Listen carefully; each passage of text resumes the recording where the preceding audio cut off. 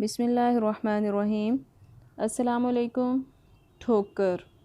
مولانا روم فرماتے ہیں کہ ایک شخص مسجد میں نماز ادا کرنے کے لیے اندھیری رات میں گھر سے نکلا۔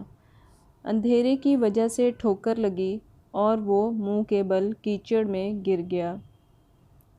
کیچڑ سے اٹھ کر وہ گھر واپس گیا اور لباس تبدیل کر کے دوبارہ مسجد کی طرف چل دیا۔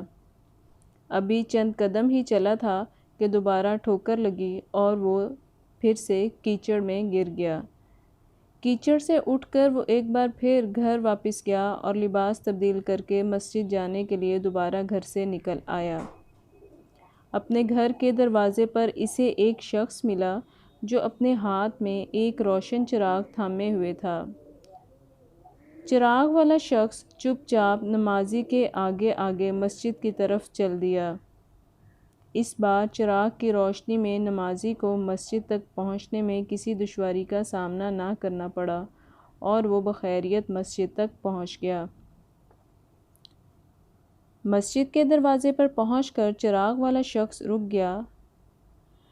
نمازی اسے وہیں چھوڑ کر مسجد میں داخل ہو گیا اور نماز ادا کرنے لگا۔ نماز سے فارغ ہو کر وہ مسجد سے باہر آیا تو اس نے دیکھا چراغ والا شخص اس کا منتظر ہے تاکہ اسے دوبارہ چراغ کی روشنی میں گھر تک چھوڑ آئے۔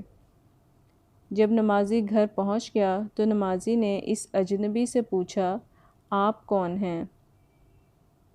اجنبی بولا، سچ بتاؤں تو میں ابلیس ہوں۔ نمازی کی حیرت کی انتہا نہ رہی۔ اس نے پوچھا، تجھے تو میری نماز رہ جانے پر خوش ہونا چاہیے تھا، پھر تو چراغ کی روشنی میں مجھے مسجد تک کیوں لایا؟ شیطان نے جواب دیا، جب تجھے پہلی ٹھوکر لگی تو اللہ نے تیرے عمر بھر کے گناہ معاف فرما دیے۔ جب دوسری ٹھوکر لگی تو تیرے سارے خاندان کو بخش دیا۔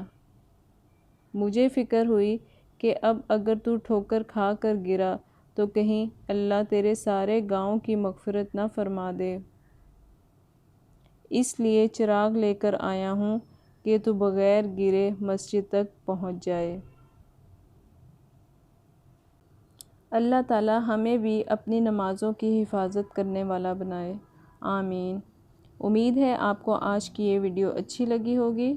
اپنا خیال رکھیے گا، فی امان اللہ۔